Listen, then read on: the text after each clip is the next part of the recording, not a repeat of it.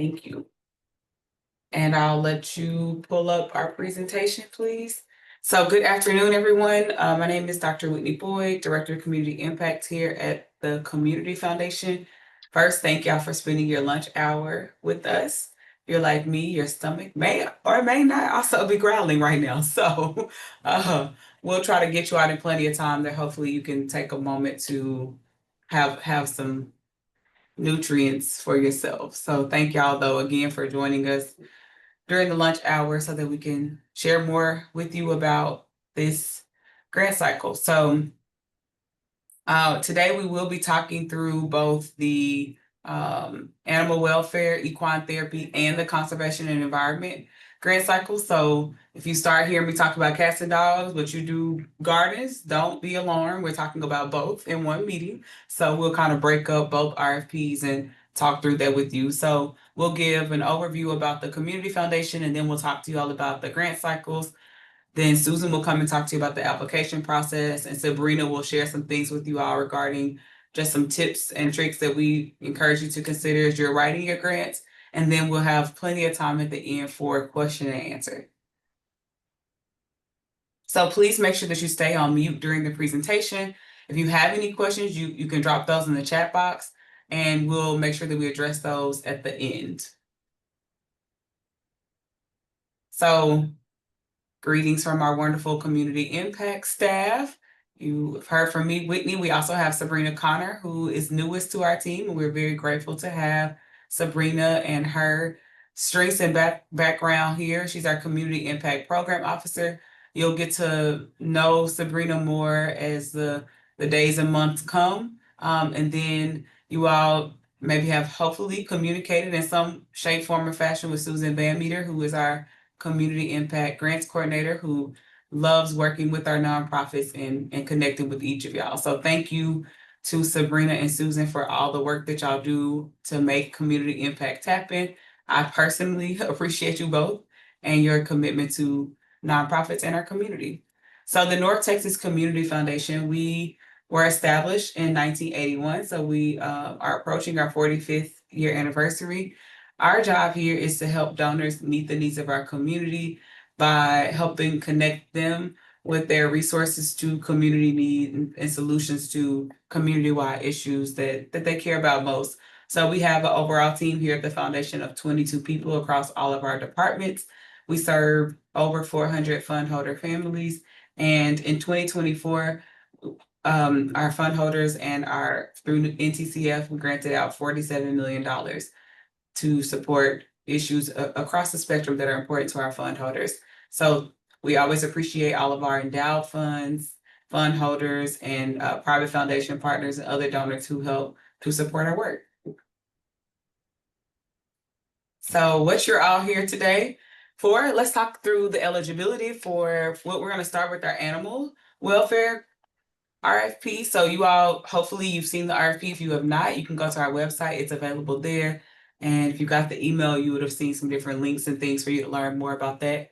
So specifically, when we're talking about animal welfare, we're thinking about those who are serving cats and dogs. So the geographic eligibility for this particular grant is focused on Johnson and Tarrant counties. So if you do work in Johnson and or Tarrant County, you can apply for this grant. And you must be working on work focused on abused, injured, or abandoned animals.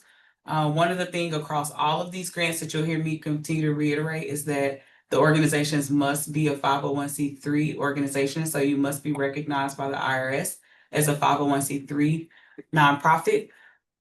For this particular grant cycle, if you're working with cats and dogs, you can apply for an award amount up to $6,500. And then if you also work with equine rescue programs, you can submit a separate application proposal for that. So then equine welfare and equine therapy, you'll see listed here across our 11 counties that the Community Foundation serves. If you serve in those 11 counties, one or more of those counties, you can apply for equine welfare and equine therapy. And something that is important to note here, you must be focusing on equine welfare or therapy that focuses on rescue, shelter, rehabilitation, adoption or foster care services, education about the humane treatment of horses, or equine assisted therapy. And equine therapy programs, you must be accredited through the PATH International. And I would assume if you are in an equine therapy serving organization, you will know exactly what that is. So you just have to be able to show that you're accredited through that. And that people applying for that grant cycle can apply for up to $10,000 per organization. So just a reminder, again, for if you're serving with cats and dogs, that is specific to Tarrant and Johnson County. If you're serving with equine welfare and equine therapy, that is for the 11 counties that you see listed here. Dr. Boyd, one thing to note too on the equine therapy programs needing to be accredited by PATH. We have allowed in the past that if your program is not accredited, but you have a staff member who is a PATH certified professional, we would allow that application through. Thank you, Susan. Okay, so now for our conservation and environment people.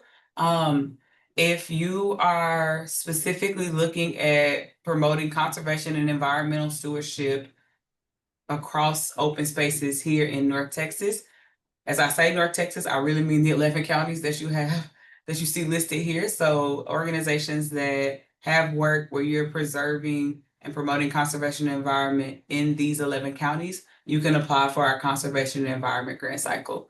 So when you think about that type of work, yes, it does include our prairie restoration, landscape medians and parkways, but it also includes some of the work that happens within some of our communities like urban parks or community gardens, any of those green spaces that maybe, let's say, you're working within a specific neighborhood to protect some type of green space or do a community garden, you are eligible for this grant cycle, as well as those who are focused on prairie restoration and some of the other ways of protecting and preserving our land.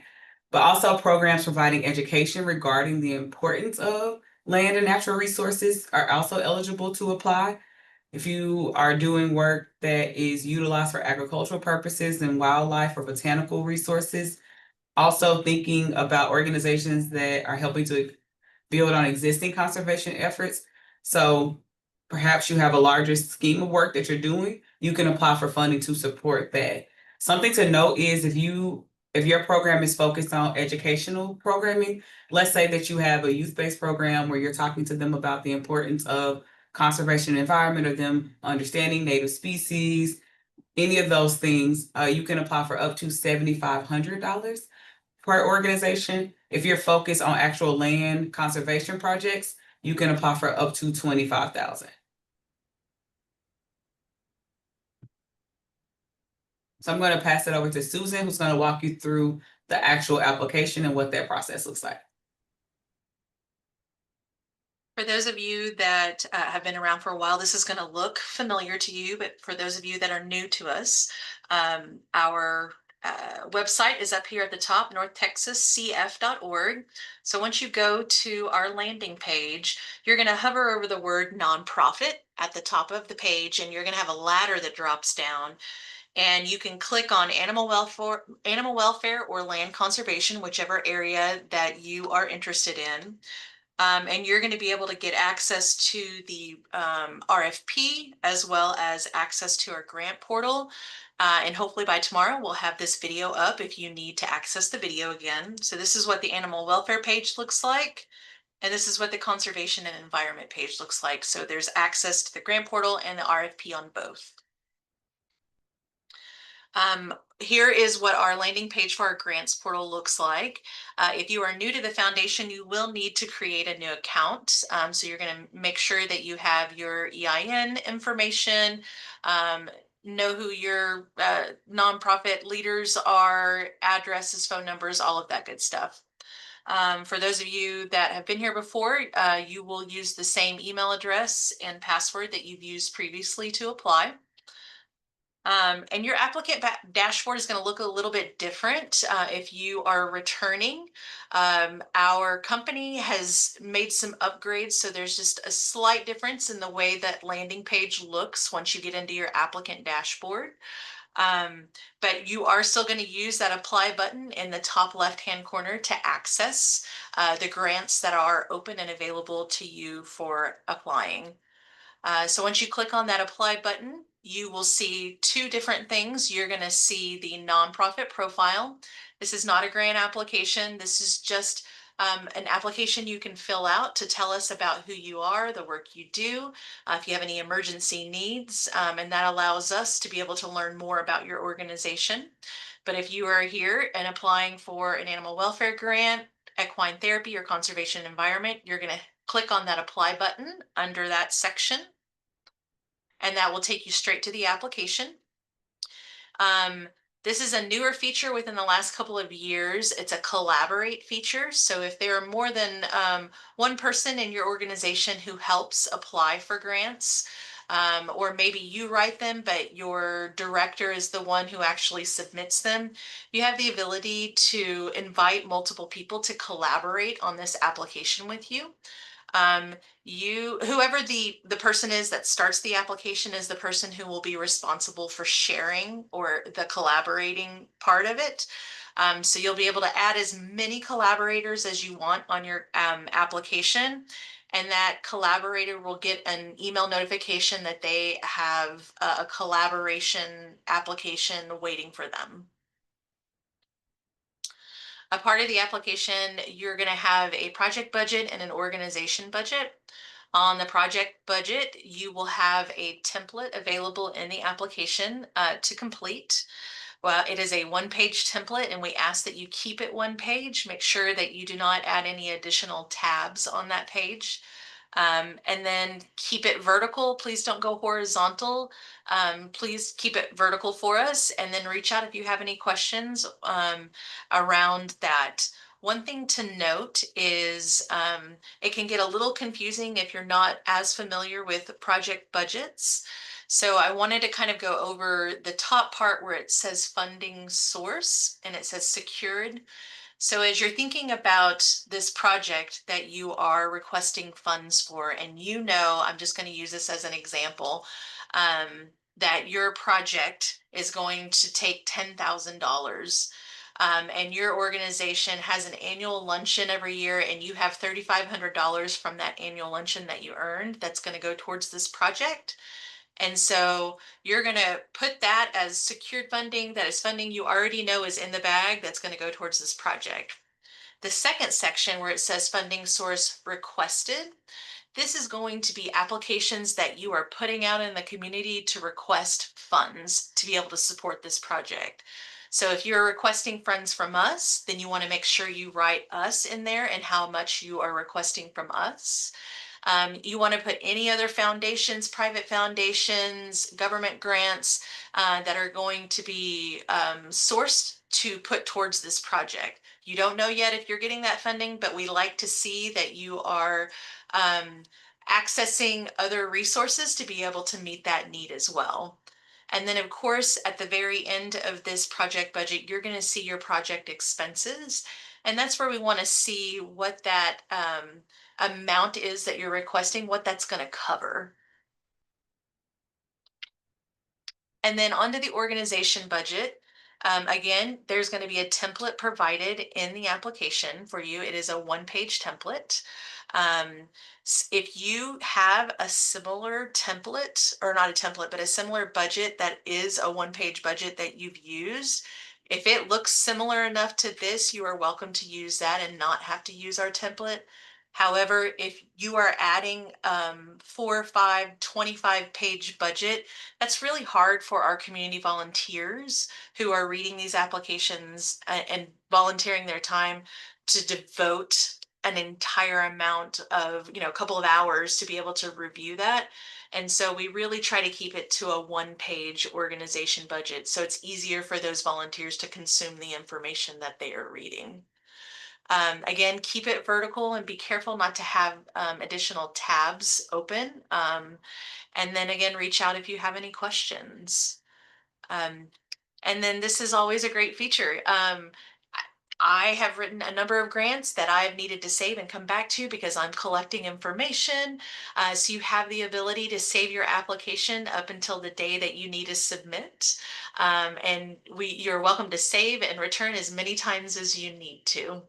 If you have any issues with getting set up, I am here. I'm happy to help. Please feel free to reach out and I will jump in and assist in any way I can. I'm going to toss it over to our newest team member, Sabrina, and she's going to talk through a couple of additional things with you all. Thank you, Susan.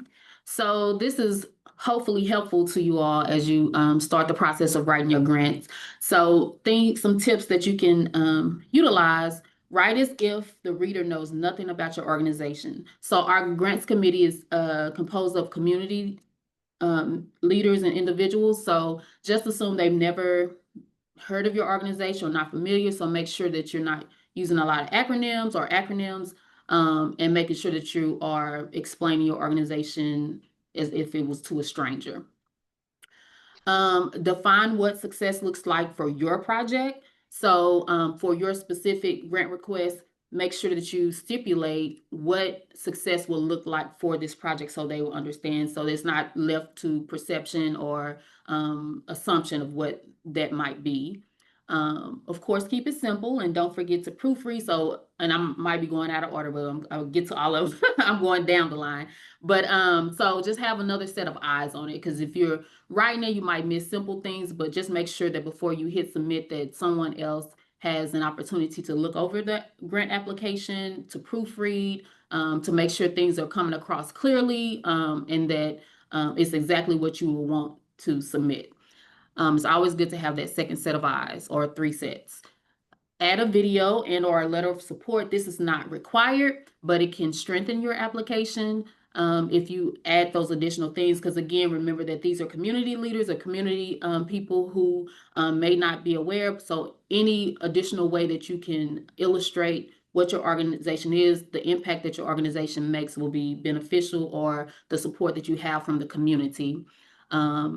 And be sure to explain how your project aligns with the grant cycle priority. So make sure that it makes sense as it relates to the grant funding that you're requesting. So making sure that that alignment is there and not forcing it, and to ensure that this makes sense for you to, whatever project that you're going after makes sense for the grant cycle priorities. And then, of course, share your impact. Share how you are making the impact in the community, your services or whatever you're providing, how it will impact numbers, or how many, just any kind of thing that will show or be able to illustrate to the committee the impact that is being made by the services that you're providing. So as far as the timeline, the grant cycle is open now. It opened on August 19th. We're hosting a orientation today. And so the deadline to submit your application is September 18th, 5 p.m. Central Standard. And then award notifications will be made November 3rd. And so those notifications will go to all those who applied, even if you're not awarded, because we like to provide feedback from the committee that we hope will be beneficial to you in understanding how to improve your application, maybe for the next cycle, or just to get feedback on if you were selected or if you weren't selected. Those have been beneficial in the past as well. So, and grants will be distributed mid-November 2025. So for questions. Sorry. Oh, is that yours? Okay, I'm sorry. Thank you, Sabrina. Thank you, Susan. Just wanted to jump in and just say, if you have questions about the grant eligibility or the portal, if you would, please note this email account. We are streamlining how we're taking in the questions just so that we can keep track of them. So if you would, please, to get the best response, email this email account and versus the individuals. One of, obviously, hello, greetings, these are the faces behind this email account. Spoiler alert, it's us. But this just helps us to streamline all the questions that come in regarding the grant cycle. So let's say that you have an issue where you're just curious about the RFP or your eligibility, you would email grants@nortexascf.org. Let's say I forgot how to access the portal, you would email grants@northtexascf.org. So please make sure that you use this account to email people, and one of these smiling human faces will be sure to respond to you and make sure that we get you what you need. Also, if you have RFP questions, if you would, please contact us at least 1 week in advance of the application deadline. That will give us time to ensure that we can get you a proper response. After that, we tend to get just a lot of questions. And just a reminder too, this is one of our grant cycles that is active right now, but we have a number of other programs and projects and grant cycles that we're managing, and just a lot of different things. So we want to be most helpful to you all. That's something that we all value, is being responsive and helpful to our nonprofit partners. So this is the most streamlined way that we have currently developed that can help us to ensure that you get a response, and that it's timely, and that it's helpful to the work that you're doing. So if you would, please make note of this email account. It also just helps us to streamline so that we can see the types of questions that are being asked, so that next year when we offer this orientation, if there's things that we need to share more of to help better clarify, we want to make sure we're able to do that. So please, any RFP related questions, send those a week in advance, just so that we can be sure to answer those questions. And then even if you have things that are particular to the portal, just send all the emails to the grants@northtexascf.org, and we'll be sure that you get a response. And then for question and answer, I'm going to start with the questions that are in the chat box. But if you have questions too, you can also feel free to unmute. And Susan and Sabrina, if you all just make sure I keep track of any of the questions. Do applying organizations have to have an operational cost of $50,000? No, that is not a requirement for this particular grant cycle. And then, can one organization apply for both educational programs and land conservation? And we ask that you choose like which program that you apply for in that category as far as conservation and environment. Based on us having a limited amount of funds, I know that for the grant committee, for them to be able to support as many organizations as possible, it's helpful if you make that decision for the grants committee, that you decide how you want to do that. There is no requirement of, you just have to have a 501c3. Someone asked if they were founded in November 22, would they be eligible? So you are eligible, you just need to have your 501c3 status. Okay, so although our dog rescue is located in Hood County, we take many dogs from Tarrant and Johnson County Animal Control. In the past, you have allowed us to apply. So it is about serving in the Tarrant and Johnson County areas. If you have applied in the past, I mean, you can feel free to apply, but it is for organizations serving in the Johnson and Tarrant County areas. When uploading our organization budget, should it be similar to the template and showing prior year plus projected for our fiscal year? Yes. Yes, Jasmine. I hope that answers. And there is a budget template that you'll find too on the application. And so we hope that that can be helpful to you as well. So those are the questions from the chat box. Are there additional questions that you all have that you would like to answer? Or maybe you're asking for a friend. We take those too.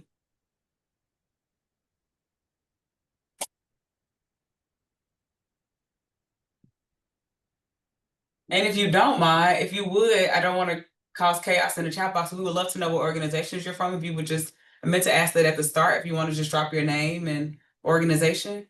And that may give some of us a little time to think of if we have another question, and we'll let you unmute and ask that question.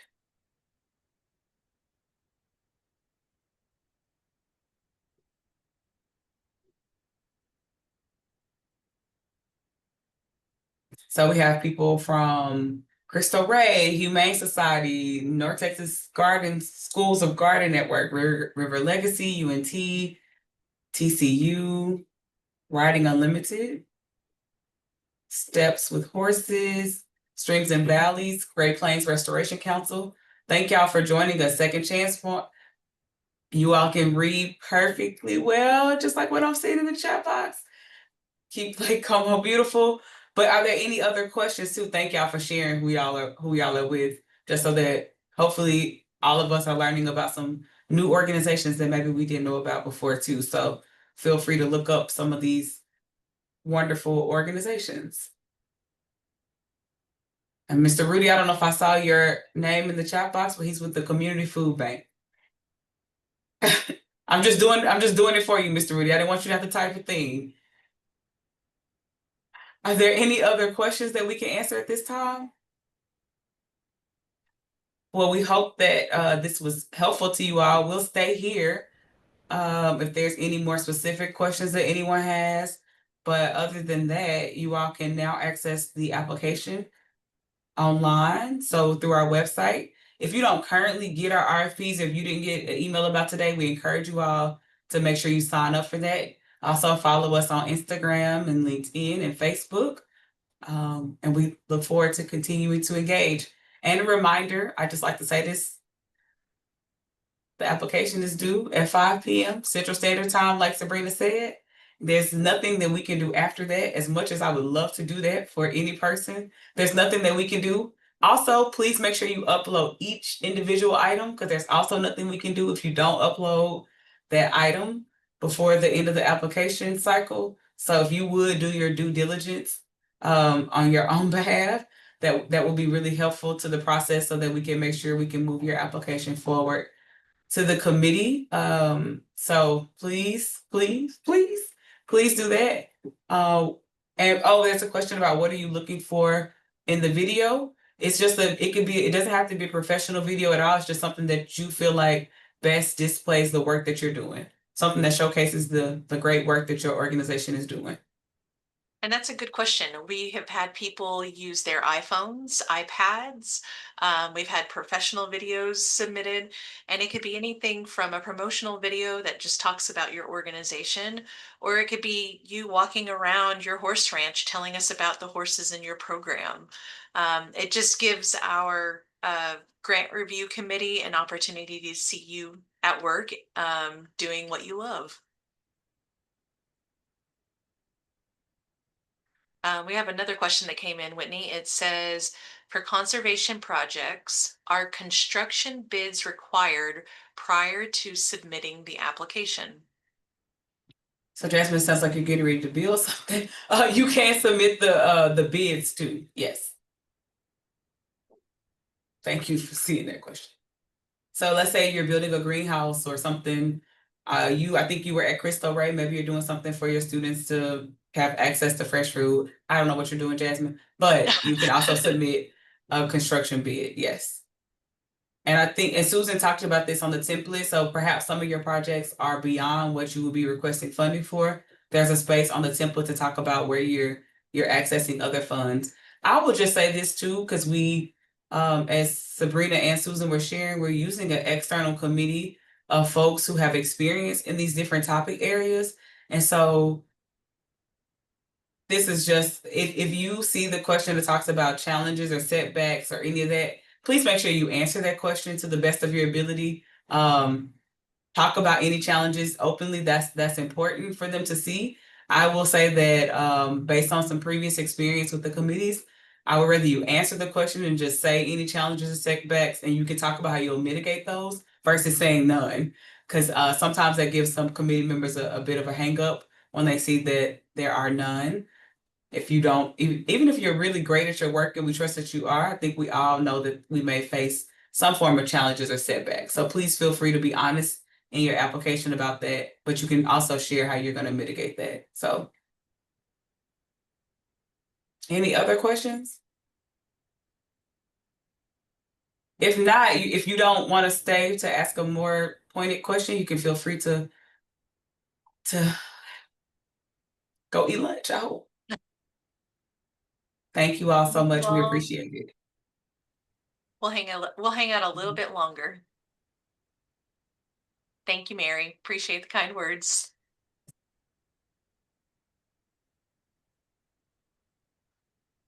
Marla, glad you could join us.